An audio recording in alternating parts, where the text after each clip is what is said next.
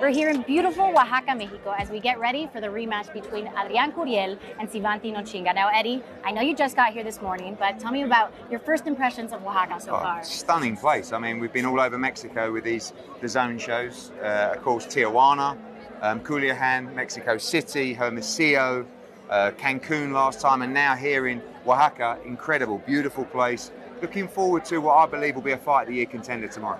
Now, you and I are going to walk the streets, get to know Oaxaca a little more, but first, we have to catch up a little bit on the world of boxing. I have to start off with talking about Josh Taylor, Jack Catterall, April 27th. It's included in our DAZN subscription. Tell me, what can fans accept between the build-up to the fight and on fight night? Well, I mean, it's been nearly 2 years since the first fight. Probably the most controversial fight on British soil. Most people, nearly everybody, believe Jack Catterall should have been crowned undisputed champion that night. Because of the hatred, because of the war of words, they never got it made. 2 years on, it's happening. It's a huge, huge show, April 27th in Leeds, in England. As you said, part of the DAZN subscription.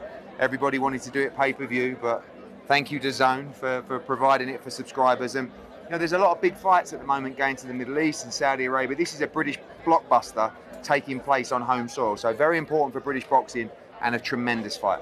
And we've heard Josh Taylor say that he wanted to move to 147. What's your take on that? Yeah, I mean, he actually came back and said he wanted to fight at 140. I think he feels like if he's got enough time, that is still his weight class. We were willing to fight at a catch weight, but Josh requested it at 140, so back where they belong, and a level playing field ready for April 27th.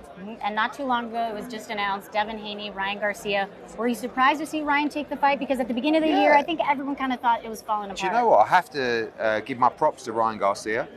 He DM'd me and he said he wants that fight. I didn't quite believe him. Then he sort of diverted to Rooney.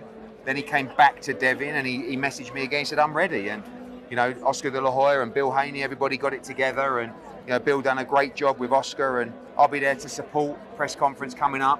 I think it's the perfect fight for Devin Haney, the perfect fight for DAZN. That schedule's getting absolutely packed now, and you know, I think Devin calls himself rightfully so as the new face of boxing, and that's a mega fight just 1 week before Catterall Taylor.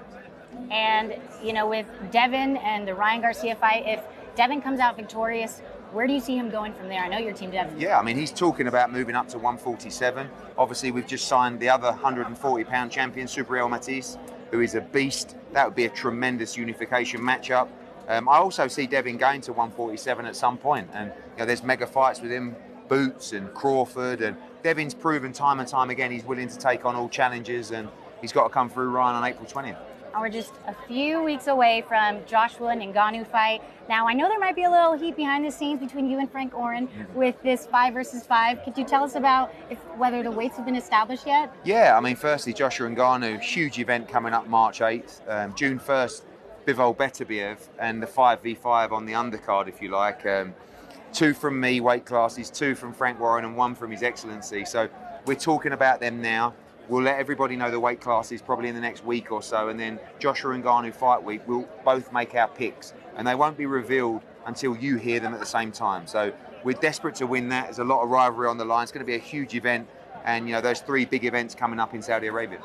Okay, and I have to ask about football legend Wayne Rooney. He's talking about wanting to get into boxing. Would you help him set up his debut fight? Listen, what do you think about I've that? Spoken to Wayne about it before after a couple of glasses of red wine. He used to box. He was actually an amateur. He knows how to look after himself. I think he'll stick to the football right now, but never say never. I think he would like to have a go. I know Calla and Misfits have reached out to him, and you know, I've spoken to him over the years about it. I don't think we'll see it just yet, but I wouldn't rule it out for the future. And who's someone that you'd want to see him face if he does get in the ring? Oh, I mean, Jake Paul. I've actually said before, Wayne Rooney against Jake Paul at Old Trafford.